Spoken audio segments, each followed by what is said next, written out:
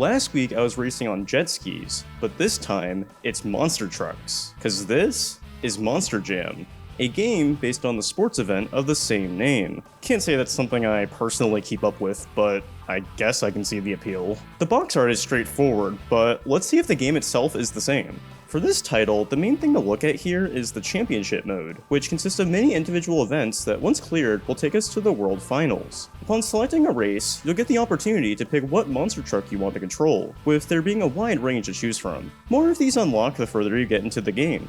For a solid couple hours, I went with Blue Thunder, which upon first glance I thought looked pretty cool with the lightning design, but I wasn't really a fan of the flags sprouting out of the back. Reminds me of those losers that put American flags on the back of their big pickup trucks that they only buy to make up for the fact that something else of theirs is probably quite smaller. Also, pretty sure those flags are just sporting a Ford advertisement? Fun. Anyways, every single one of these events consists of two modes you'll need to clear. The first is Track, and simply contains normal races. You get paired up against 6 other people, have upwards of 5 laps depending on the specific track, and it's your job to win. If you haven't noticed, this game has a huge focus on performing tricks and crashing into things, which, yeah, it's a monster truck game. It's gonna have that.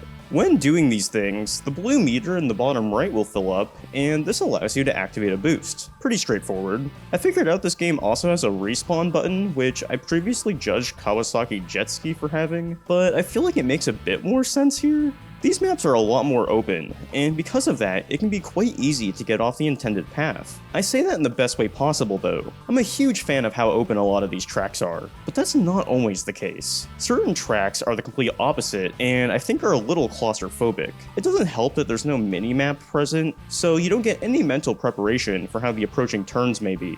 Oh yeah, I've still yet to talk about the second main one in these events, Stadium. There's 2 types of modes you'll get in this one. The first is Freestyle, and yeah, that's a pretty accurate description. You'll get a set time limit inside an enclosed stadium setup with all sorts of items you can perform stunts with, and this isn't just based on score. The results screen shows that this is judged on obstacle use, time use, stunts, and stunt variation. So basically, to get the best score, you need to not just survive the entire time, but also perform not just a high amount of stunts, but a decent variety of them. I will admit that this is something I didn't fully realize until towards the end of my playthrough when I was struggling to get a high enough placement on these. Probably should have paid attention to the results screen a bit earlier. The other mode tucked under Stadium is a simpler 1v1 race. All of these are done in really cramped spaces, which led to me resetting a lot due to being too impatient and just slamming at full force on the gas. This is one of those times where taking your time can actually help you win.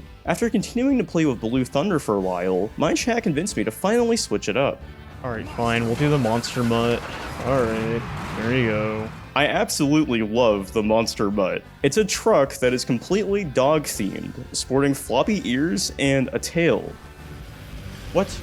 Are you shitting me? Oh my god. Oh yeah, these normal races, some of them are an elimination type setup where if you are in last place entering the next lap, you're out. With there being 5 laps here, this means you have to get first to even finish the race. The hardest track in this game, I think for me, was the Docklands. Besides this specific instance of it having the feature I just mentioned, it's just a really difficult track to master no matter what the requirements are. While I eventually conquered it, I spent an ungodly amount of time trying to secure a first place finish here. I love how after a certain point I wasn't fazed by all the crazy stunts I performed mid-race. I was locked in. Entering my second session, I had already played through as much as I could at the time, but I realized if I wanted to even enter the World Finals, I would need to get first on every single track to unlock it. So this meant going back and getting first on every stage I had already played. There was also a few stadium tracks I had yet to unlock, because to even reach those, I needed a top score. For most of this session, I only had the stadium tracks to go, and the one reason I was still caught up on some of these was due to what I had mentioned earlier. It took me an embarrassing amount of time to figure out how I was being scored.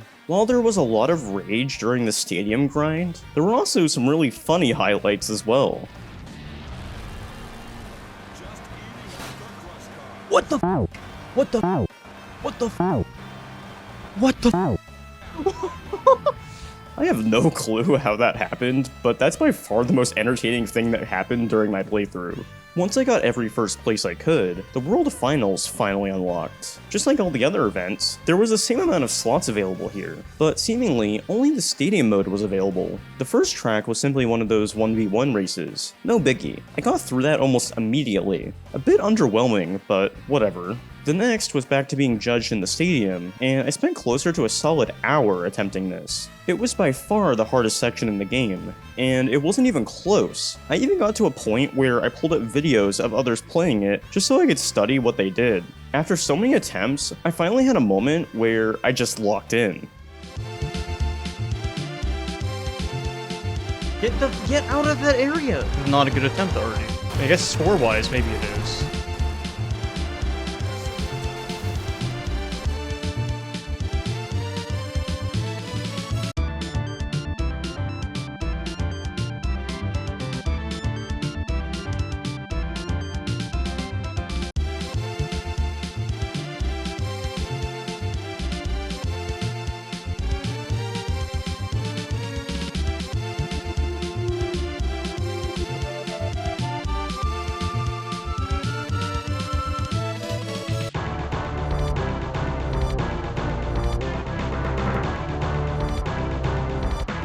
Thank God. Thank God. Thank God. Thank God. Thank God. We did it. Holy shit. Thank you. I felt so accomplished after this to the point that I felt like I could get through anything. So it's time to complete the last couple tracks, right? Wait, what am I supposed to do now then? What? Aw, why can't I play the rest of them? Nope, it just abruptly ends. I had gotten first place on every single track and challenge I could, and that's how it ends? What an anticlimactic ending. I spent almost 7 hours just for that? Well, I guess that was Monster Jam. What a disappointing way to end, though.